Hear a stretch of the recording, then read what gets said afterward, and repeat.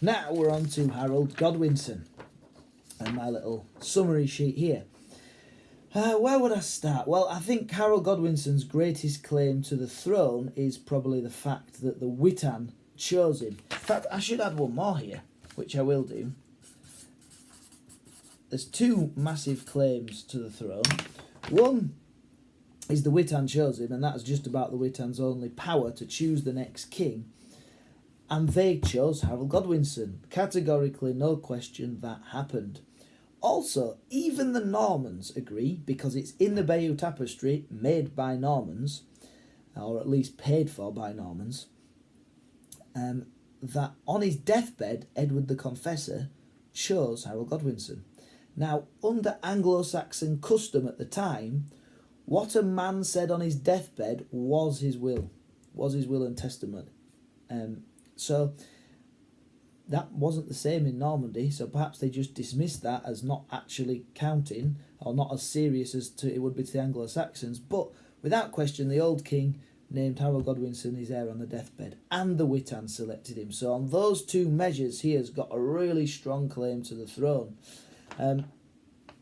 As we mentioned in the William episode, though, he's slightly damaged by his embassy to Normandy, where, for whatever reason, he swore on religious relics something. Well, I say for whatever reason, because he was probably forced, almost certainly forced, and have no choice, and wouldn't have been able to leave if he didn't. But he swore on religious relics, and therefore William could make him out as a perjurer, which somewhat limits his claim to the throne.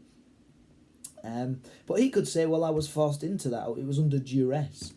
And so he's not really a perjurer, because he didn't really swear an oath, he was forced to swear an oath. Tostig, well, it's only a minor point, but, he did turn his back on his brother in favour of the country. But the reason why I mention this more than anything is because he's got the support of the Witan and all of the Earls of England, all of the significant Earls of England, because Edwin and Morcar, Earl of Northumbria, Earl of Mercia, well, their sister is married to Harold Godwinson as well. So by marriage, he's connected to those two, they're right behind him.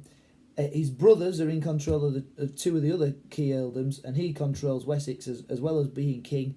The nation is united behind him.